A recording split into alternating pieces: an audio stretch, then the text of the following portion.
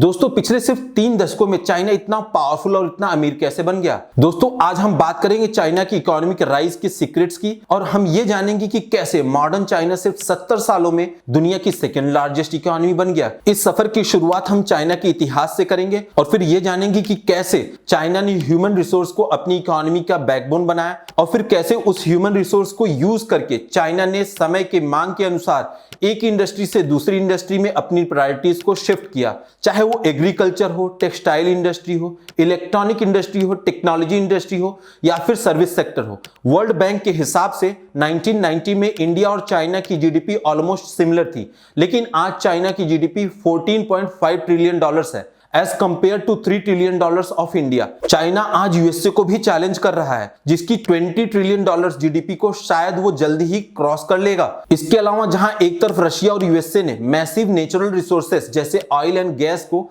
अपनी इकोनॉमी का बेस बनाया, ये चाइना के लिए पॉसिबल नहीं था कम रिसोर्सेस के चलते। हम इस वीडियो में इसी सवाल का जवाब देंगे कि कैसे इतने कम रिसोर्सेस के बावजूद आज चाइना सेकेंड लार्जेस्ट इकोनॉमी है। क्या ये सिर्फ एक स्टेट कंट्रोल कम्युनिस्ट रिजिम की वजह से हुआ है या फिर इसके पीछे कोई और कारण भी है?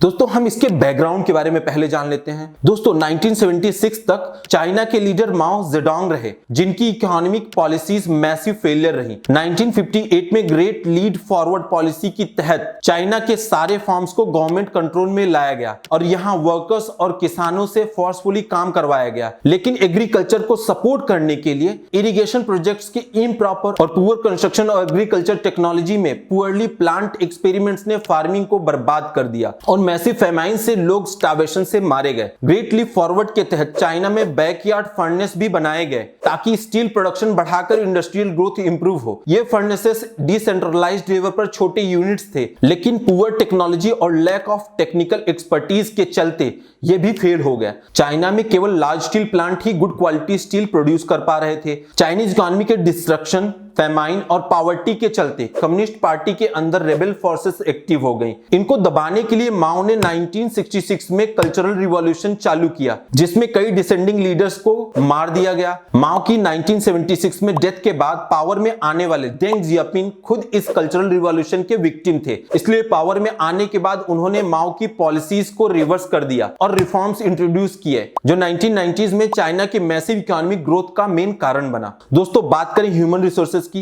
Human resources backbone of economy, लेकिन डेंग के रिफॉर्म्स को अकेले चाइनीज राइट्स को नहीं समझ सकते, क्योंकि ऐसे रिफॉर्म्स दुनिया भर के कई देशों ने किए हैं। हम आपको बता दें कि 1978 में 95 करोड़ चाइनीज पॉपुलेशन के चलते वहां जो ह्यूज वर्कफोर्स था वही चाइनीज इकोनॉमी का ड्राइविंग फोर्स बना, जिसे डेंग ने यूटिलाइज करना स्टार्ट किया था। आइए हम डेंग की रिफॉर्म्स के थ्रू चाइनीज इकोनॉमी की ग्रोथ ट्रेजेक्टरी को समझते हैं। दी एग्रीकल्चर रिफॉर्म्स। चाइना में मैसिव लेबर फोर्स तो थी, लेकिन ये अनस्किल्ड थी। इसका मेन कारण था माओ का कल्चरल रिवॉल्यूशन, जिसके तहत डिसेंट को दबाने के लिए स्कूल्स और यूनिवर्सिटीज डिस्ट्रॉय कर दिए गए। साथ ही फार्म्स में फोर्स लेबर ने वर्कर्स को एजुकेट होने से रोका, स्पेशली रूरल एरियाज में। डेंग जियापिंग ने माओ की फेल्ड पॉलिसीज को रिवर्स करना चालू किया। लार्ज वर्कफोर्स के पोटेंशियल को वो जानते थे और ये भी समझ गए थे कि फोर्सफुल लेबर इकोनॉमी के लिए सस्टेनेबल नहीं है और बिना इंसेंटिव और मोटिवेशन के लोगों से काम करवाना एक कॉस्टली और मुश्किल काम था। ऊपर से रेबेलियंस का डर तो था ही, साथ ही अनस्किल्ड लेबर फिलहाल हायर स्किल्ड इंडस्ट्रीज जैसे स्टील या हैवी मशीनरी में नहीं जा सकते थे। इसीलिए डेंग ने पहले इन्हें एग्रीकल्चर और लो स्किल्ड इंडस्ट्रीज में सीमित रखा।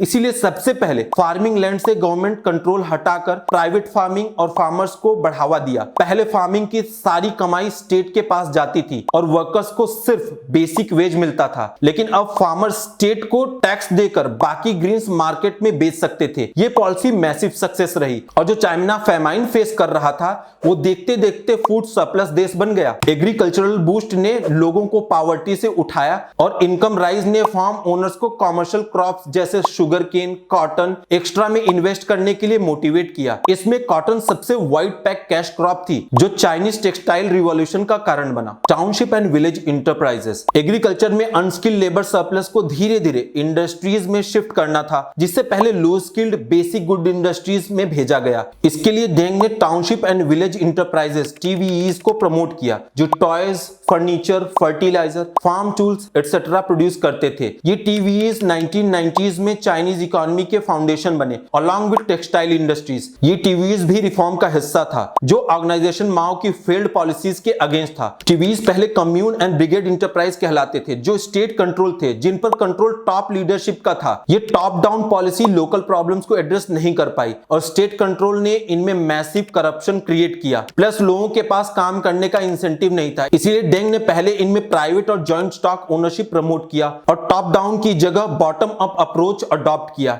इसमें लोकल गवर्नमेंट्स को पावर दी गई ताकि लोकल प्रॉब्लम्स के हिसाब से इनोवेशन हो। यूनिवर्सिटी ऑफ वुलोंगोंग के रिसर्च के हिसाब से ये स्मॉल इंटरप्राइजेस 1985 में 13% GDP में कंट्रीब्यूट करते थे, लेकिन 1990 में ये 30% हो गया। साथ ही इन्होंने 10 करोड़ से ज्यादा रूरल जॉब्स भी क्रिएट किए। द टेक्सटाइल रिवॉल्यूशन, एग्रीकल्चर में कमर्शियलाइजेशन ने कैश क्रॉप्स को बूस्ट किया और चाइना 1990 में कॉटन का लार्जेस्ट प्रोड्यूसर बन गया। इससे टेक्सटाइल इंडस्ट्री मैसिवली ग्रो होने लगी। यहां भी प्राइवेट ओनरशिप को एनकरेज किया गया था और साथ में एग्रीकल्चर की सरप्लस लेबर को टेक्सटाइल इंडस्ट्री में भी भेजा गया। लोकली अवेलेबल चीप कॉटन और चीप लेबर ने चाइनीज टेक्सटाइल को मैसिवली एक्सपैंड किया, जिसके रिजल्ट के तौर पर 1993 में टेक्सटाइल का ग्रोथ रेट 95% था। चीप टेक्सटाइल का एक्सपोर्ट भी चालू हुआ क्योंकि ओपन डोर पॉलिसी के तहत चाइना वर्ल्ड इकोनॉमी में इंटीग्रेट हो गया था। यहीं से शुरू हुई चाइनीज सपने की कहानी, जहां वो वर्ल्ड की फैक्ट्री बनना चाहता था। इस सपने में सबसे इंपॉर्टेंट था स्किलिंग ऑफ लेबर। वो अलग बात है कि बाद में चाइना ने अपनी टेक्सटाइल इंडस्ट्री को साउथ एशिया में डंप कर दिया। स्किलिंग ऑफ लेबर फोर्स, हमने आपको बताया कि कैसे माओ ने चाइनीज लोगों को सालों तक अनस्किल्ड और अनएजुकेटेड रखा, लेकिन डेंग ने एग्रेसिवली एजुकेशन और स्किल डेवलपमेंट पर इन्वेस्ट किया। इसमें 1980 के ग्रोथ से कलेक्ट हुआ रेवेन्यू काम आया और आज Chinese state 70% cost of education और स्किलिंग को बीट करता है। रिफॉर्म्स में सबसे पहले 9 इयर्स स्कूलिंग को कॉन्स्टिट्यूशनली कंपलसरी किया गया। इसमें वोकेशनल एजुकेशन भी इन्वॉल्व है। स्पेसिफिक स्किल्स के लिए technical and vocational education and training system TVET बनाई गई। ये TVET और स्कूल पूरे चाइना में फैले हुए हैं। कंपनीज भी कॉलेज में ट्रेनिंग रूम्स के थ्रू इंटर्नशिप्स ऑफर करती हैं। इन सब के एफर्ट्स के चलते 1990 में प्राइमरी एजुकेशन ऑलमोस्ट यूनिवर्सल हो गई और अंडर ग्रेजुएट्स 1978 में 1.65 लाख से बढ़कर 1990 में 9.5 लाख हो गए। शिफ्ट टू इलेक्ट्रॉनिक गुड्स, दोस्तों 90s के शुरुआती सालों में ईस्ट एशियन कंट्रीज की कंपनी जैसे जापान की सोनी एंड पैनासोनिक और साउथ कोरिया की LG एंड सैमसंग के products like TV, fridge, radio etcetera की दुनिया भर में डिमांड बढ़ने लगी। बट एक्सपैंड करने के लिए उनके पास ना ही लेबर थे और ना ही लैंड। यहां पर चाइना ने बड़ा फायदा उठाया और इन कंपनीज को अपने देश में प्लांट सेटअप करने के लिए कहा, क्योंकि चीप स्किल्ड लेबर और अनलिमिटेड लैंड तो था ही चाइना के पास। और यहां से शुरू हुई चाइना की अनस्टॉपेबल ग्रोथ की जर्नी। टेक्सटाइल के एक्सपोर्ट में सक्सेस के बाद उसे समझ आ चुका था कि चीप एंड स्किल्ड लेबर से ही वो वर्ल्ड की फैक्ट्री बन सकता है और साथ ही साथ लोकल वर्कफोर्स और एंटरप्रेन्योर्स ने इन कंपनीज के टेक्नोलॉजी को यूज कर खुद के प्लांट सेटअप किए और चीपर इलेक्ट्रॉनिक कंज्यूमर गुड्स जैसे कि telephone, VCR, television, cascades etcetera को क्रिएट करना चालू किया। इसी रणनीति के तहत चाइना ने कई सारी स्पेशल इकोनॉमिक जोन्स के इकोसिस्टम डेवलप किए और कंप्लेंट्स, टैक्सेस, ड्यूटीज को भी कम किया। स्पेशल इकोनॉमिक जोन्स के लिए मैसिव इंफ्रास्ट्रक्चर इन्वेस्टमेंट हुए ताकि सप्लाई चेन मजबूत हो और आउटसाइड इन्वेस्टर्स को अट्रैक्ट किया जा सके। इन इंफ्रास्ट्रक्चर्स में high speed railway, expressway, electricity grids etcetera include थे।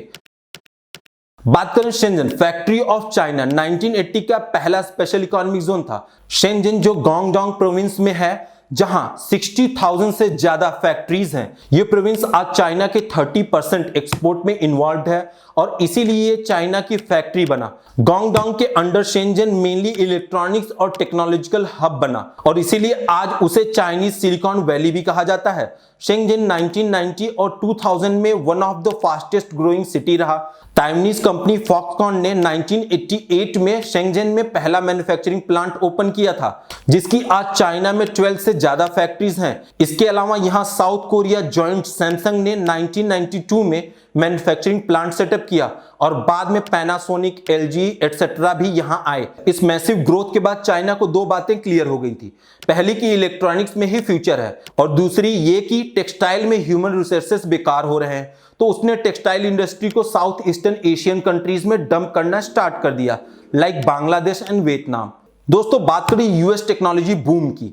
US technology boom late 1990s में यूएसए में इंटरनेट और कंप्यूटर टेक्नोलॉजी का बूम हुआ, जिसमें एचपी, डेल और एप्पल जैसे जियांट्स इन्वॉल्व थे। इन कंपनीज को भी अपने हार्डवेयर प्रोडक्ट्स के प्रोडक्शन के लिए चीप लेबर चाहिए थी, लेकिन न्यू फैक्ट्रीज कॉस्टली थी, इसलिए जन्म हुआ मैन्युफैक्चरिंग आउटसोर्सिंग का।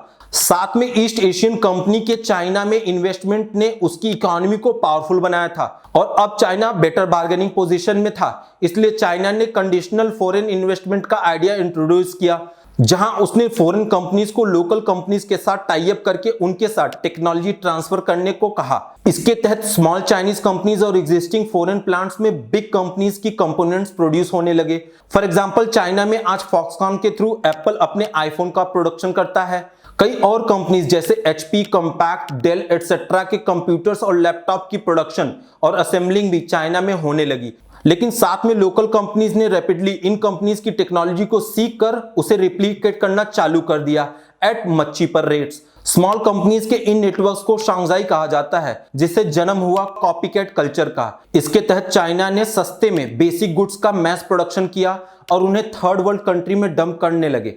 इसमें सबसे इंपॉर्टेंट एग्जांपल है चीप चाइनीज स्मार्टफोन और लैपटॉप्स, जिनकी डिमांड थर्ड वर्ल्ड कंट्रीज में काफी ज्यादा बढ़ी, स्पेशली 2000 के टाइम में। लेकिन इनकी क्वालिटी को लेकर कई सवाल उठते रहे।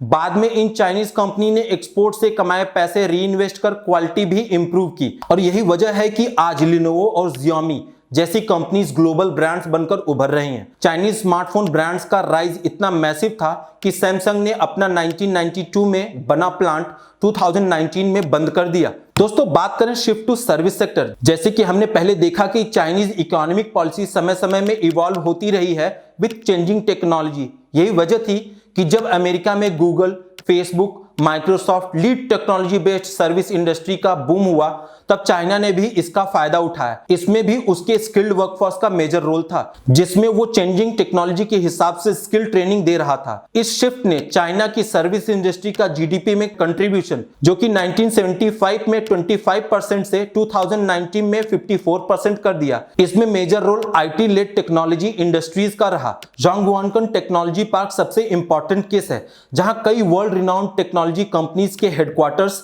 और रिसर्च सेंटर्स हैं, जिनमें Google, Intel, AMD, Oracle, IBM, MySpace etcetera जैसी कंपनीज इंक्लूड हैं। माइक्रोसॉफ्ट ने यहां अपना $280 मिलियन का रिसर्च हेडक्वार्टर्स भी बनाया है। मैन्युफैक्चरिंग जैसा कॉपीकैट कल्चर सर्विस इंडस्ट्री में देखने को मिला। इसमें सबसे अच्छा example Alibaba e commerce company है, जिसने गूगल, ईबे और अमेज़न के एलिमेंट्स को इनकॉर्पोरेट किया। अगला एग्जांपल है टेंसेंट का मोबाइल मैसेंजर ऐप वीचैट, जो ग्रेजुअली एक ग्लोबल सुपर ऐप बन गया। एक्सपर्ट्स क्लेम करते हैं कि इसने व्हाट्सएप, फेसबुक, इंस्टाग्राम, स्काइप, उबर, टिंडर एटसेट्रा के आइडियाज को कॉपी किया है। इसके अलावा चाइनीज सर्च इंजन बाइडू को भी गूगल का कॉपीकैट कहा जाता है। 2010 में जब गूगल ने चाइनीज मार्केट को क्विट किया, तो बाइडू के पास चाइना में मोनोपोली आ गई। प्लस बाइडू का नेटवर्क आज लगभग 80 कंट्रीज में फैला है। इसके अलावा न्यू टेक्नोलॉजी जैसे एआई और 5G को भी चाइना रैपिडली अडॉप्ट करने की कोशिश में है, जिन पर काफी कंसर्न है। फॉर एग्जाम्पल 5G यूज होने वाले सेल्यूलर नेटवर्क इक्विपमेंट का चाइना मेजर सोर्स है, जिसमें हुआई और ZTE जैसे जियांट्स इन्वॉल्व हैं। लेकिन स्वीडन और यूएसए ने इन्हें बैन कर दिया है और क्लेम किया है कि इनकी इक्विपमेंट चाइनीज कम्युनिस्ट पार्टी को सर्विलांस में हेल्प कर सकते हैं। चाइना इंटरनेट सिक्योरिटी लॉ के तहत स्टेट इंटेलिजेंस एजेंसीज कंपनी को इसके लिए कंपेल कर सकती हैं। इंडिया में भी इस पर एक्शन लेने की बात चल रही है। एआई को लेकर एथिकल कंसर्न डेमोक्रेटिक नेशंस में भी उठते रहे हैं, लेकिन जब चाइना इनके रिसर्च एंड डेवलपमेंट में मैसिवली इन्वेस्ट कर रहा है, तब ये कंसर्न और भी ज्यादा बढ़ जाते हैं। चाइना ने 2012 में अकेले $160 बिलियन रिसर्च एंड डेवलपमेंट में इन्वेस्ट किए, जो दुनिया में सेकंड हाईएस्ट थे। 2008 फाइनेंशियल क्राइसिस, 1990 से 2010 तक चाइना रैपिडली ग्रो हुआ, लेकिन 2008 के ग्लोबल फाइनेंशियल क्राइसिस चाइना के एजिंग पॉपुलेशन, इंक्रीजिंग वेजेस और वेस्टर्न कंट्रीज का चाइनीज प्रेडेटरी पॉलिसीज जैसे डंपिंग ऑफ चीप गुड्स के रिकॉग्निशन ने चाइनीज इकोनॉमी को काफी इंपैक्ट किया। इसके चलते चाइनीज प्रेसिडेंट जी जिनपिंग ने गो ग्लोबल स्ट्रेटजी को एग्रेसिवली फॉलो किया और चाइनीज कंपनीज को फॉरेन लोकेशंस में इन्वेस्ट करने को कहा। इसमें बेल्ट एंड रोड इनिशिएटिव सबसे इंपॉर्टेंट प्रोजेक्ट हुआ जिसके थ्रू चाइनीज इन्वेस्टमेंट आज एशिया, यूरोप और अफ्रीका में फैल गए हैं। बात करें एथिकल चैलेंजेस की, दोस्तों इस स्पेक्टेकुलर ग्रोथ के पीछे कई डार्क साइड समय समय में सामने आते रहे हैं। For example, reports of forced labour and slavery international norms के तहत लेबर ऑडिटिंग ये इंश्योर करते हैं कि इकोनॉमिक ग्रोथ लोगों को एक्सप्लॉइट ना करें, लेकिन द डिप्लोमेट के हिसाब से चाइना में ऑडिटिंग ट्रांसपेरेंटली नहीं होती। द गार्जियन एक चाइनीज ब्रिक क्लिंग और लैपटॉप मैन्युफैक्चरिंग में फोर्स लेबर की रिपोर्ट्स को कवर किया है। हांगकांग बेस्ड साइकॉम के माइकल मैन कहते हैं कि चाइना में एक फोर्स इंटर्नशिप का कॉन्सेप्ट है जहां वोकेशनल स्कूल्स ग्रेजुएशन डिग्री ना देने का थ्रेट देकर स्टूडेंट्स फॉक्सकॉन और क्वांटा फैक्ट्रीज में फोर्स लेबर करवाते हैं। वैसे ऑफिशियली चाइना में फोर्स लेबर कॉन्स्टिट्यूशनली बैन है और चाइनीज स्टेट क्लेम करते हैं कि फोर्स लेबर कुछ सेक्टर का प्रॉब्लम है जिसे वो कम करने की कोशिश में है, लेकिन चाइना में लैक ऑफ ऑडिटिंग और ट्रांसपेरेंसी इसकी सच्चाई को जानने से रोकती है। इसके अलावा आज चाइना को न्यू इंपीरियलिज्म में इन्वॉल्व भी माना जा रहा है, जिसके तहत वो छोटे देशों में अपनी पॉसिबल मिलिट्री बेसेस को बिल्ड करने के प्लान में है through BRI and debt trap policy. दोस्तों इसी तरह की वीडियोस देखने के लिए वीडियो को लाइक और चैनल को सब्सक्राइब जरूर करें। Thank you.